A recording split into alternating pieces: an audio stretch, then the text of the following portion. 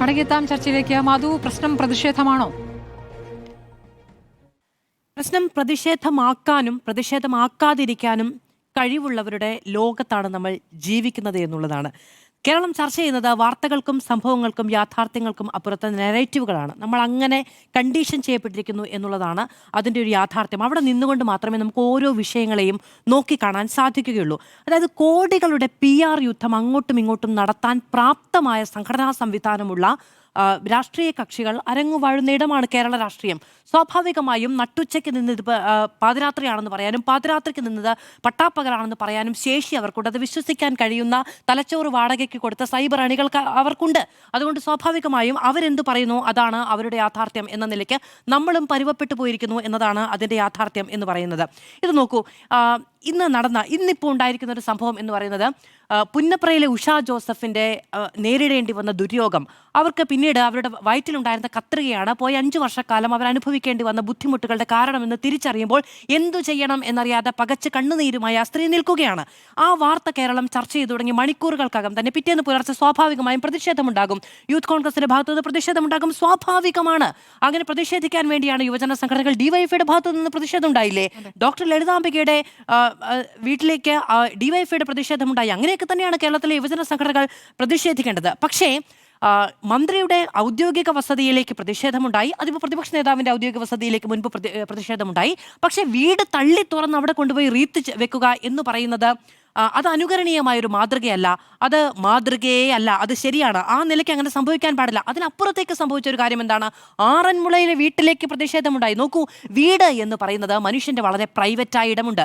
അവിടെ ഒരാൾ പൊതുജീവിതം തിരഞ്ഞെടുത്തു എന്നതുകൊണ്ട് മാത്രം അവരുടെ വീട്ടുകാർ മുഴുവനും ഈ സാഹചര്യങ്ങളെ അതിജീവിക്കാൻ ഉത്തരവാദിത്തപ്പെട്ടവരല്ല.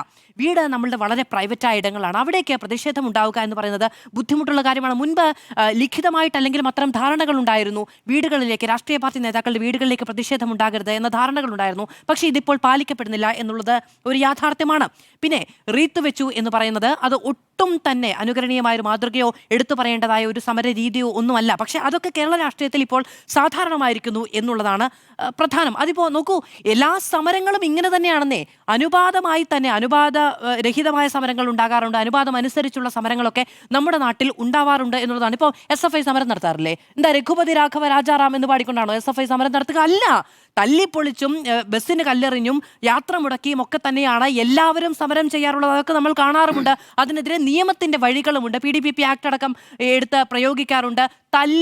തല പൊട്ടിക്കാറുണ്ട് പോലീസുകാർ. എന്താ ഈ പറയുന്ന നിയമം ഷജീർ അത്ര വലിയ പോലീസിന്റെ നരവേട്ടയ്ക്ക് ഇരയായ മനുഷ്യനാണെന്നറിയാമോ? അപ്പൊ അങ്ങനെയുള്ള സമരങ്ങളൊക്കെ കേരളം അനുഭവിച്ചിട്ടുണ്ട്. P രാജീവ് നിയമമന്ത്രി എത്ര വലിയ പോലീസിന്റെ അതിക്രമത്തിന് ഇരയായിട്ടുള്ള മനുഷ്യനാണ്.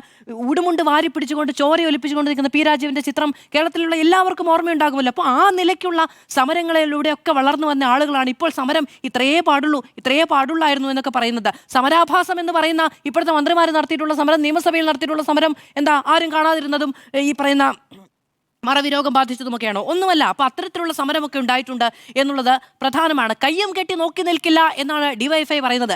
ഡിവൈഎഫ്ഐക്ക് അത് പറയാനുള്ള ആർജവം ഉണ്ടാകുന്നത് എങ്ങനെയാണെന്നറിയാമോ? മന്ത്രി വീണ ജോർജ് പറയുകയാണ്, പോലീസൊന്നും വേണ്ട, എന്നെ ഒന്ന് വിളിച്ചു പറഞ്ഞിരുന്നെങ്കിൽ ഞാനിവിടെ നിൽക്കുമല്ലോ, പാർട്ടി പ്രവർത്തകർ കാണും എന്നുള്ളത്. പാർട്ടി പ്രവർത്തകർ അത് ചെയ്യുമെന്ന് പറയുമ്പോൾ ഒന്നെങ്കിൽ കേരളത്തിലെ മന്ത്രിക്ക്, കേരളത്തിലെ ആഭ്യന്തര വകുപ്പിനെ, പോലീസിനെ വിശ്വാസമില്ല.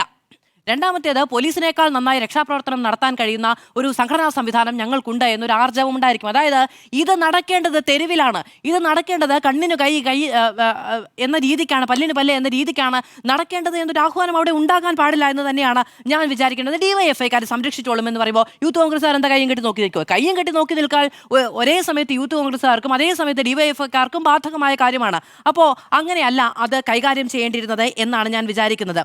ഈ ഉഷ ജോസഫിന്റെ വയറ്റിൽ നിന്ന് ഇന്ന് കത്രിക ശസ്ത്രക്രിയയിലൂടെ പുറത്തിറക്കിയ കത്രിക ഒടിഞ്ഞ് 2 കഷ്ണമായിട്ടാണ് കിട്ടുന്നത്. സ്വാഭാവികമായും അവർക്കുണ്ടായ ബ്ലീഡിങ്ങും മറ്റുമൊക്കെ ഇതിന്റെ പേരിലായിരിക്കും എന്നാണ് നമുക്ക് മനസ്സിലാക്കേണ്ടത്.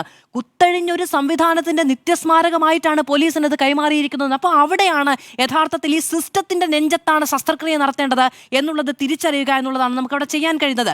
റീത്തിലേക്ക് ആ വിഷയം കേന്ദ്രീകരിക്കുന്ന സമയത്ത് നോക്കൂ, യൂത്ത് കോൺഗ്രസിന് ഇത്തരത്തിലുള്ള അനുഭവം മുൻപും ഉണ്ടായിട്ടുണ്ട്. കേരളത്തിലെമ്പാടും നടന്ന് മുഖ്യമന്ത്രിക്ക് നേരെ കരിങ്കൊടി കാണിച്ച് വലിയ പ്രതിഷേധം. കുത്തഴിഞ്ഞ സംവിധാനം കുത്തഴിഞ്ഞ സംവിധാനം എന്നൊക്കെ പറയുമ്പോൾ നമ്മൾ മനസ്സിലാക്കേണ്ടത് ഒരു വർഷം 12 ലക്ഷം, അതായത് ഒരു വർഷം 10-12 ലക്ഷം ആളുകൾക്ക്, 12 ലക്ഷം എന്ന് പറഞ്ഞാൽ അത്രയും തവണ ആളുകൾ വരുന്നതാണ്. അത്രയും പേർക്ക് ചികിത്സ നൽകുന്നു, ലക്ഷക്കണക്കിന് ആളുകൾക്ക് സർജറി നൽകുന്ന, സർജറി ചെയ്യുന്ന നമ്മുടെ മെഡിക്കൽ കോളേജുകൾ, 12 കോടി ആളുകൾ വിസിറ്റ് ചെയ്യുന്ന ഒരു ഹോസ്പിറ്റലാണെന്ന് ആലോചിക്കണം. അപ്പോ 1-2 പിഴവുകളുടെ പേരിൽ ചില ആളുകൾ നടത്തുന്ന ചില വീഴ്ചകളുടെ പേരിൽ 43 തവണയാണ് കേരളത്തിന്റെ ആരോഗ്യമന്ത്രി പോയ വർഷങ്ങളിൽ റിപ്പോർട്ട് തേടിയത്. ഇത് റിപ്പോർട്ട് ചെയ്യപ്പെടുന്ന പ്രശ്നങ്ങളും റിപ്പോർട്ട് ചെയ്യപ്പെടാത്തതുമായ പ്രശ്നങ്ങൾ ഈ സിസ്റ്റത്തിനുണ്ട് എന്ന് കേരളത്തിന്റെ ആഭ്യന്തരമന്ത്രി പറഞ്ഞിട്ടാണ്, കേരളത്തിന്റെ ആരോഗ്യമന്ത്രി പറഞ്ഞിട്ടാണ് സിസ്റ്റം എന്ന വാക്കു തന്നെ ചർച്ചയ്ക്ക് കേരളത്തിലേക്ക് വരുന്നത്. ഈ കുറ്റത്തിൽ ഇന്ന് FIR ഇട്ട് കേസെടുത്തിരിക്കുന്ന ഡോക്ടർ ലളിതാംബികയ്ക്ക് പറയാനുണ്ടായിരുന്നതും സിസ്റ്റം എന്ന ന്യായീകരണം തന്നെയാണ്. അപ്പോൾ ഈ സിസ്റ്റമാണല്ലോ സംവിധാനം. അപ്പോൾ കുത്തഴിഞ്ഞൊരു സംവിധാനം എന്ന് ഞാൻ പറഞ്ഞ ആ സിസ്റ്റത്തിന് പ്രശ്നമുണ്ടെന്ന് ഇവിടെ പറഞ്ഞത് കേരളത്തിന്റെ ആരോഗ്യമന്ത്രിയാണ്. ഞാൻ പറയുമ്പോൾ പ്രശ്നം, ഓഹോ, ആരോഗ്യമന്ത്രി പറയുമ്പോൾ ആഹാ ശരി ഓക്കെ അങ്ങനെ ആവട്ടെ, ഇനി കുത്തഴിഞ്ഞ സംവിധാനം എന്ന് ഞാൻ പറഞ്ഞത് പരമമായ തെറ്റായി പോയെങ്കിൽ ഞാൻ അത് ഏറ്റെടുക്കാൻ തയ്യാറാണ്. അതിൽ പ്രശ്നങ്ങളുണ്ടെന്ന് പറഞ്ഞത് കേരളത്തിന്റെ ആരോഗ്യമന്ത്രിയാണ് എന്ന് ഞാൻ വീണ്ടും ആവർത്തിച്ച് പറയാൻ തയ്യാറുമാണ്. ഇത് നോക്കൂ, ഞാൻ പറഞ്ഞു വന്നത് എന്താണ്, ഒരൊറ്റ നിമിഷം, ഒരുപാട് മനുഷ്യരുടെ ആശ്രയമാണ്,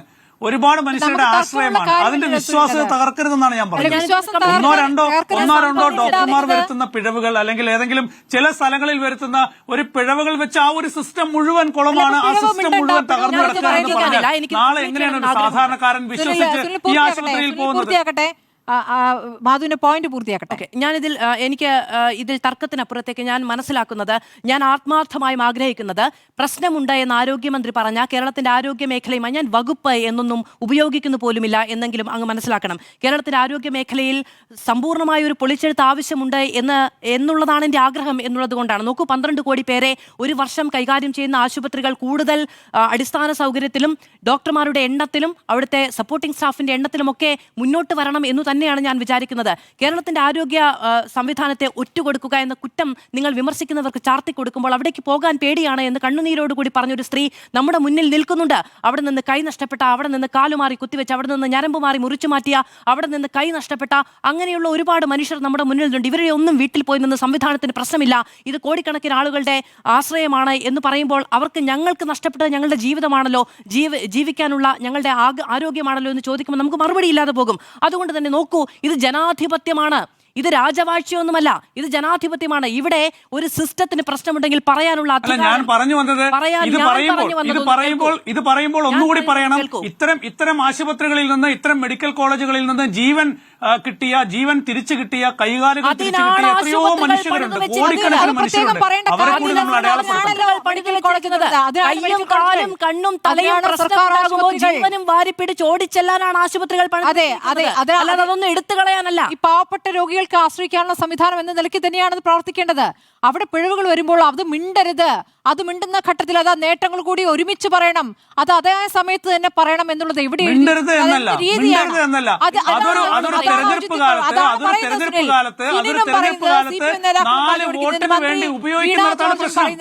ഇതൊരു തെരഞ്ഞെടുപ്പ് കാലമായതുകൊണ്ടല്ലേ ഇങ്ങനെ ഒരു സമരം ഉണ്ടായിരുന്നു.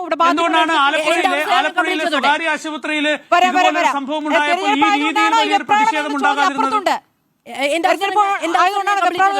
തിരഞ്ഞെടുപ്പാണ് എന്നുള്ളതാണല്ലോ പ്രശ്നം. ഇത് നോക്കൂ, ആരോഗ്യ വകുപ്പിന്റെ ഒരു സർക്കുലർ പുറത്തിറങ്ങിയിരിക്കുന്നു. ആ സർക്കുലർ ആരുടേതാണ്? ആരോഗ്യ വകുപ്പിന്റെ ഉദ്യോഗസ്ഥരാണ്. അവർ പറയുന്നത് തിരഞ്ഞെടുപ്പാകുമ്പോൾ ഇത് തിരഞ്ഞെടുപ്പ് സ്റ്റണ്ട് അല്ല, ആരോഗ്യ മേഖല മനസ്സിലാക്കണം. ഇപ്പോഴും ആരോഗ്യ വകുപ്പ് എന്നല്ല ഞാൻ പറയുന്നത്. തിരഞ്ഞെടുപ്പ് കാലത്തല്ല പ്രത്യേക ജാഗ്രത വേണ്ടത്.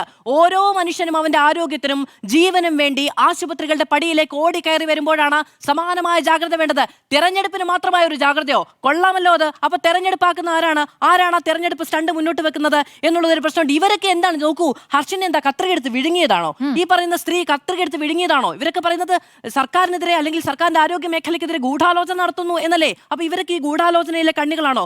104 ദിവസം തുടർ സമരം നടത്തിയിട്ടുണ്ട് ഹർഷിന. 104 ദിവസം തുടർ സമരം നടത്തിയിട്ടുണ്ട് ഹർഷിന. അതിനുശേഷം 2 തവണ സമരം നടത്തിയിട്ടുണ്ട്. അപ്പോഴൊക്കെ പോയി കെട്ടിപ്പിടിച്ച് കരഞ്ഞുകൊണ്ട് ഒപ്പമുണ്ട് എന്ന് പറഞ്ഞ സംവിധാനം പിന്നെ അവരെ തിരിഞ്ഞു നോക്കിയിട്ടില്ല എന്നുള്ളതാണ് അതിന്റെ യാഥാർത്ഥ്യം എന്ന് പറയുന്നത്.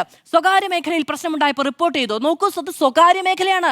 ഇത് ജനങ്ങളുടെ കയ്യിൽ നിന്ന് ടാക്സ് വാങ്ങി പ്രവർത്തിക്കുന്ന സർക്കാർ മേഖലയാണ്. സ്വാഭാവികമായി സ്വകാര്യ മേഖലയാണ്, അതിന് തൊടാൻ പാടില്ല. സ്വകാര്യ മേഖലയാണ്, അത് തൊടാൻ പാടില്ല. ഇനിയിപ്പോ സർക്കാർ തൊട്ടുകൂടായിരുന്നോ? ആരോടാണ് സർക്കാർ ചോദിക്കുന്നത്? അറസ്റ്റ് ചെയ്തോ? മാധ്യമങ്ങളോടാണോ ചോദിക്കുന്നത്? DYFI-ക്കാർ ഇന്ന് ഡോക്ടർ ലളിതാംബികയ്ക്ക് നേരെ സമരം നടത്തിയപ്പോൾ അവിടെ സമരത്തിന് പോയിരുന്നോ? അപ്പൊ എന്ത് പ്രതിപക്ഷത്തിന് മാത്രമേ തൊടാൻ പാടുള്ളൂ, മാധ്യമങ്ങൾക്ക് മാത്രമേ തൊടാൻ പാടുള്ളൂ? സ്വകാര്യ മേഖലയിൽ പ്രശ്നമുണ്ടെങ്കിൽ ആദ്യ ഇടപെടൽ സർക്കാരിന്റെ ഭാഗത്തുനിന്ന് നമ്മൾ വേണം. മനസ്സിലാക്കേണ്ട ഒരു ഭരണ സംവിധാനത്തിൽ ഏറ്റവും പ്രധാനപ്പെട്ട രണ്ട് വകുപ്പുകളാണ് ആരോഗ്യവും വിദ്യാഭ്യാസവും. അതെന്താ ശരി, തെരഞ്ഞെടുപ്പ് സർക്കാരിന് ചെയ്യാവുന്ന ചില കാര്യങ്ങൾ ഉണ്ടായിരുന്നു, അത് എത്രത്തോളം ചെയ്തു എന്ന ചോദ്യം അവിടെ നിൽക്കുന്നുണ്ട്.